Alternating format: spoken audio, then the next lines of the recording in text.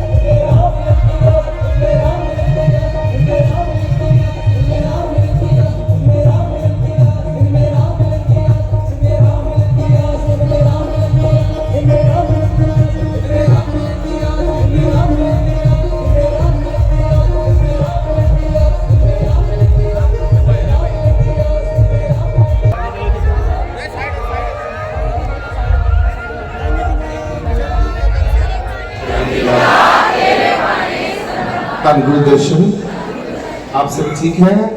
आपको कोटि कोटि प्रणाम। सब लोगों को मेरा शत शत प्रणाम। बहुत सारा कृपा रहे। आपके चेहरे, आपके सुंदर सुंदर मुखड़े देखकर ही हम प्रसन्न हो गए। अब और कुछ नहीं चाहिए हम लोगों को। ये अब इनका मैं इंट्रोडक्शन थोड़ा देना चाहता हूँ। हमारे रवि शर्मा जी, जो कि इंग्लैंड में, जब आप इंग्लैंड में जाएंगे विदेश में, तो इंग्लैंड में जहाज से जब उतरेंगे और आपको वहां शादी करानी होगी तो यही आपकी शादी करेंगे, मंत्र यही पढ़ेंगे। और रेडियो में अगर आप ऑन करेंगे वहां पर,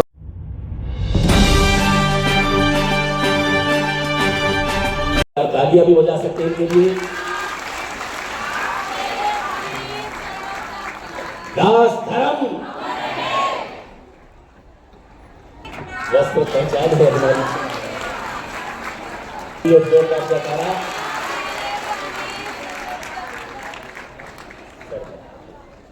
आप खोल के दीजिए बाबा। हाँ, खोल के उड़ा इसको, खोल के।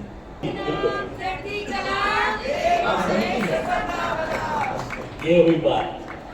अब क्या की गला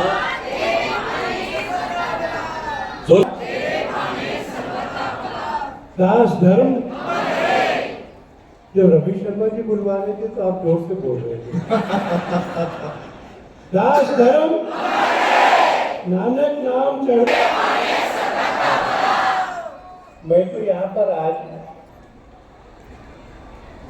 बोलने के लिए नहीं आए, सुनने के लिए आए। और यहाँ आने से पहले थोड़ी चर्चा कुंभ की हुई, थोड़ी पंजाब की हुई, थोड़ी सनातन की हुई और थोड़ी हिंदू सिख एका की बात। हम सब लोग भारत के ही हैं और कोई भी हो, चाहे वो हिंदू हो, अपने आप को सिख मानता हो, सब लोगों की, सब हिंदुओं की भी गुरु नानक पर एक सी श्रद्धा है, गुरु ग्रंथ साहब पे भी एक सी श्रद्धा है।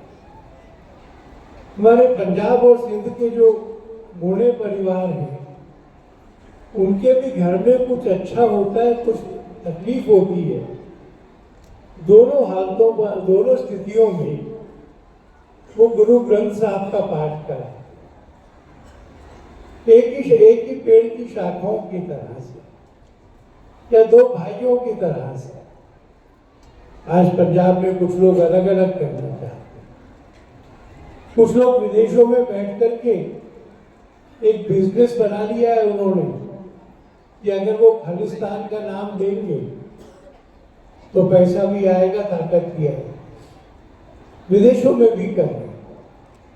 इस सब में कुछ जगमगाते हुए लोग ऐसे हैं जो समाज में एक की बात करते हैं, जो मिलवर्तन की बात करते हैं, जो कहते हैं कि ये गुरुओं की शिक्षाएं भी सबके लिए थी, उसके लिए तकलीफ सहते हैं, उसके लिए बलिदान भी करते हैं।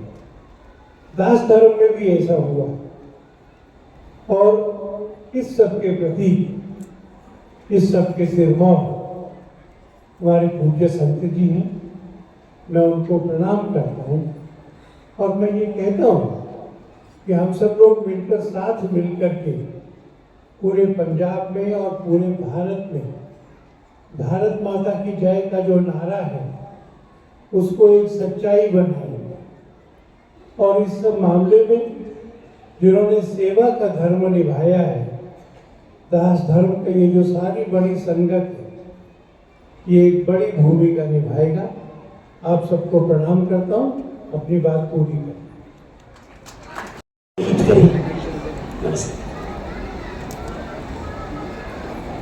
नानक नाम चढ़दी कला ऐसे, नानक नाम चढ़दी कला, पीछे तक से आवाज आनी चाहिए। नानक नाम चढ़दी कला, दास धर्म सत्य सनातन धर्म की, श्री राम राजा सरकार की, भारत माता की, भारत हिंदू राष्ट्र की जय बोला करिए। तो पंजा मत दिखाया करिए, क्योंकि पंजा का काम खत्म हो गया। हनुमान जी का गदा बनाया करिए, और इस गदा में बड़ी ताकत होती है, क्योंकि ये हमको ये बताता है कि जब ये पांचों उंगलियां अलग अलग रहती है तो ये कमजोर होता है, और यदि किसी को मुक्का बना के ठीक से व्यवस्थित किया जाए ना, तो बड़ी ताकत होती है इसमें। ये हनुमान जी के भगत हैं। और झांसी में एक बड़ा सुंदर मंदिर है, जब आपको कभी जाने का मौका मिले तो हमारे अनुज हैं, तो वहां पर जाइएगा तो वहां पर सखी हनुमान जी के रूप में आप उनको देखेंगे। तो ये बड़ी कृपा है, इसलिए आपको गदा का अर्थ समझा रहे हैं।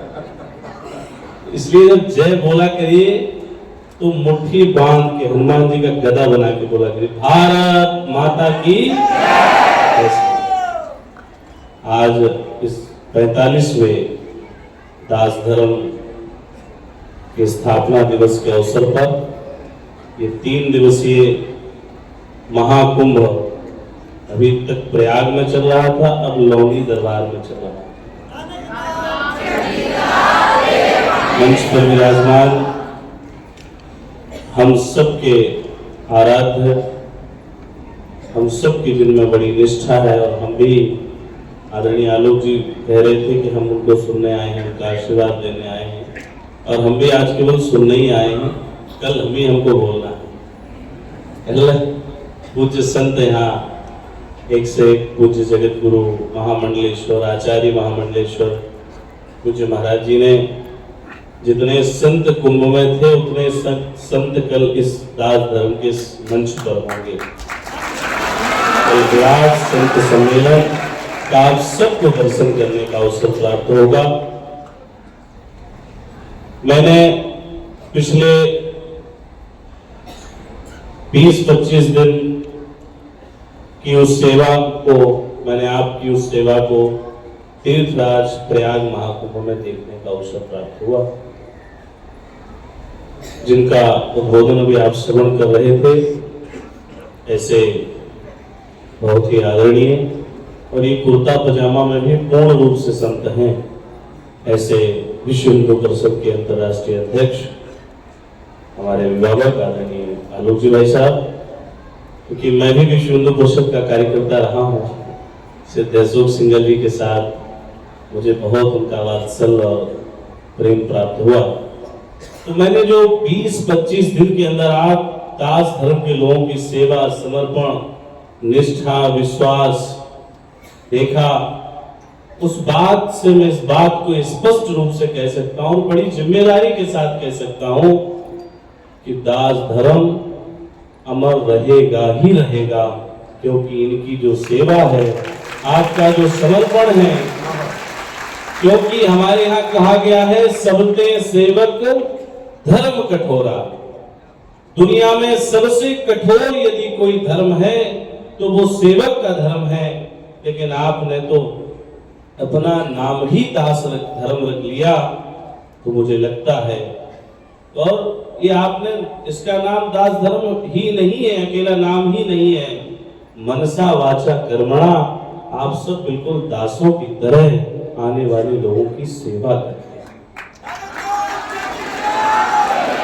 रात में 12 बजे, 11 बजे, 10 बजे के बाद प्रयाग में लगभग पंडालों की सेवाएं बंद हो जाती थी, लेकिन दास धर्म शिविर एक ऐसा शिविर था जिसमें कोई 12 बजे आ जाए, कोई 1 बजे आ जाए, कोई 2 बजे आ जाए, कोई 3 बजे आ जाए और कोई सुबह के 4 बजे आ जाए।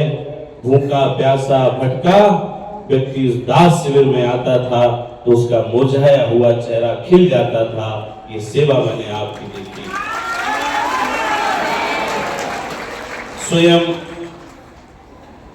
सबसे बड़ी सेवा यदि कुछ होती है तो जब अर्जुन ने यज्ञ किया,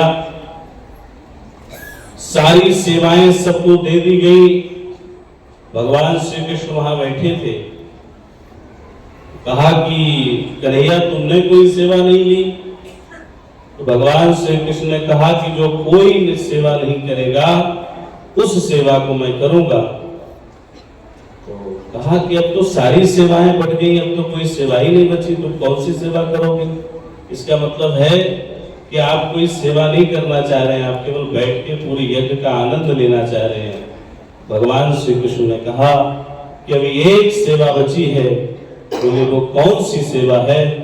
बोले वो सेवा है यज्ञ में आने वाले जितने भी श्रद्धालु संत महात्मा मनीषी और संगत आएगी, वो जो भोजन करेंगे, भोजन करने के बाद जूठी पत्तल की सेवा भी बची है, वो कन्हैया उठाएगा। कितनी बड़ी सेवा भगवान श्री कृष्ण ने स्वयं की। और मैं देखता था कि आप सब लोग बड़े आदर के साथ लोगों को बिठाकर भोजन कराना, उसके बाद उनकी जूठी थाली को उठाना, उसमें यदि कुछ अन्न का कण रह जाता था, उस अन्न के कण को एक एक करके निकाल कर एक बड़े से डस्टबिन में उसको एकत्रित करना, टब में कि अन्न का कण एक भी बाहर नाली में जा पाए, और उसके बाद उन थालियों को धोकर फिर आने वाले संगत को भोजन कराने की व्यवस्था। आपका ये सेवा भाव देखकर निश्चित रूप से हम बहुत धन्य और कृत हुए हैं। मैं आप सबकी उस सेवा के लिए, क्योंकि आपने वो सेवा तीर्थराज प्रयाग में की है। आपको नहीं पता कोई दीनहीन अवस्था में स्वयं परमात्मा ही चल के आपके लंगर में भोजन कर गए होंगे और आपको पता नहीं लगा, क्योंकि सारे देवता, सारे तीर्थ उस माघ के महीने में 1 माह तक कल्पवास में तीर्थराज प्रयाग में वास करते हैं। ऐसी अखंड सेवा आपने की है। मैं उस अखंड सेवा के लिए आप सबको बहुत प्रणाम करता हूँ। आप सब बहुत वंदनीय हैं और हनुमान जी से प्रार्थना करता हूँ कि आपके जीवन में ये जो दासत्व का धर्म है, ये जो समर्पण सेवा का जो धर्म है वो बना रहे, क्योंकि पूज्य महाराज जी ने जो बलिदान दिया था वो बलिदान इसलिए दिया था कि तेरा वैभव अमर रहे माँ, हम दिन 4 रहे ना रहे, कि भारत माता के टुकड़े नहीं होने देंगे, उन खालिस्तानियों के मंसूबे पूरे नहीं होने देंगे। और उनकी आवाज, मुझे लगता है कि पूज्य महाराज जी ने जो बलिदान दिया था और वो आज एक बड़े वटवृक्ष के रूप में हजारों लोगों को छत्र छाया देने का काम ये दास धर्म कर रहा है और ये निरंतर ऐसे ही आगे बढ़ता रहेगा, क्योंकि जब किसी भी संत का, गुरु का, पुत्र का उत्तराधिकारी सुयोग्य होता है तो निश्चित रूप से बाढ़े पुत्र पिता के धर्मा, खेती उपजय अपने कर्मा, यही एक गृहस्थों के लिए कहा गया, यही संतों के लिए कहा गया है। मैं कह सकता हूँ कि परम पूज्य महाराज जी का जो पूर्ण स्वरूप पूज्य संत त्रिलोचन दास जी में स्पष्ट रूप से दिखाई पड़ता है और उन्होंने इस मिशन को, इस आंदोलन को एक बेहद आंदोलन बनाकर उस छोटे से वृक्ष को इतना बड़ा वट वृक्ष बनाकर आज हजारों लोगों को छाया पल्लवित पोषित करने का काम ये दास धर्म कर रहा है। और मुझे उम्मीद है कि ये श्रृंखला निश्चित रूप से आगे बढ़ती रहेगी। मैं परम पिता परमात्मा से हनुमान जी के चरणों में प्रार्थना करता हूँ कि आप सब के जीवन में सुख समृद्धि यश वैभव कीर्ति बनी रहे। पूज्य महाराज जी दीर्घायु हों और महाराज जी निरंतर पूरी संगत को ऐसे ही आशीर्वाद देते रहें, समर्पण देते रहें और आप सबको सेवा करने का आशीर्वाद देते रहें। आप सब केवल महाराज जी को सुनने बैठे हैं और अब सीधा माइक महाराज जी की तरफ ही जा रहा है, क्योंकि महाराज जी जब बोलते हैं तो आप सबके मुरझे हुए चेहरे एकदम। तो जाना माना जानी मानी आवाज, जैसे हमारे भारत में अमीन सहनी जो थे, वो आज तक भी उनको लोग वो क्या कहते हैं, वो बिनाका गीत माला आता था अमीन सहनी का, उन्हीं की ही ये उनके रेप्लिकेट है। तो दूसरे नंबर पर अमीन सहनी के बाद इनका नंबर ही आता पूरे विश्व में। ये उन्हीं की आवाज लेकर पैदा हुए, पर बाद में ये फेमस अब हो रहे हैं पूरे जगत में। नानक नाम चढ़ती कला। रेडियो में कहीं भी आप इंग्लैंड में किसी रेडियो में, लाइका रेडियो में अभी भी ये इनको इंट्रोडक्शन की जरूरत नहीं है खैर किसी प्रकार की। रवि शर्मा नाम ही ब्रांड है एक नंबर अपने आप में। तो मैं कह रहा था कि संत मिलन सम सुख के बिना नहीं। हम बड़े सौभाग्यशाली के हमारे महाराज जी अपना ज्ञान प्रसाद को बैठते हैं और संतों को भी लाते हैं, और बहुत सारे संत कल भी आने वाले हैं। कुंभ यहाँ चल के आ रहा है, लोग कुंभ जाते हैं, कल कुंभ यहाँ आ रहा है और आज आना शुरू हो गया है। तो मैं अर्पित जी महाराज, आप संगत की ओर से स्वागत है, सम्मान है।